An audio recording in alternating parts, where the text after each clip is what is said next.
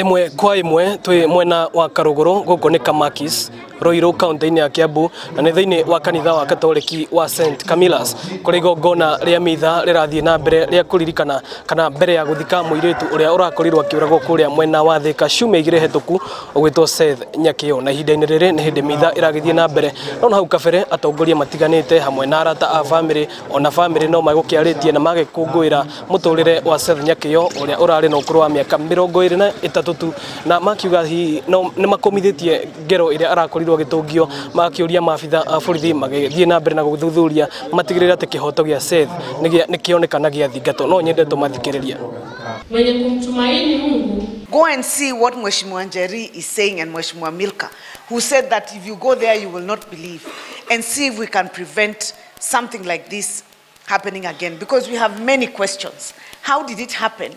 And the place is very crowded and nobody had. You know, nobody said anything. Nobody says they had anything. They didn't see anyone.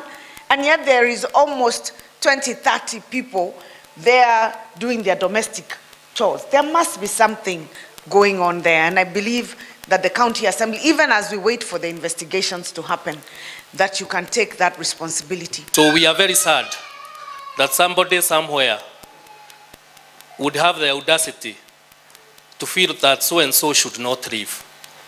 We are not going to keep quiet any longer. Your Excellency, you are a mother, I am a father, and most of us here assembled are parents.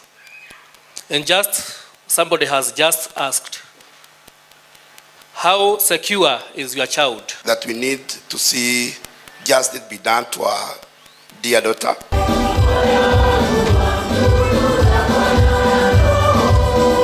Thutha wa mitheno Seth Nyakio egukorwo agithie guthikwo kuria mwena wa Rangata na ni gongona ria turagitikia ati no family iguikorwo igithie nako na ringi arata hakuhi ni mwakiona na governor wa Kirinyaga akiuma guku na turakihoka ni megukorwo magithie na mbere na kunyitana na family no indi kwa hinda riri nyambe njokie mwaro kuriwe ino ni session ya Inoro TV imwe kwa imwe kuma Ruiru na nie njitagwo Moses Ngige.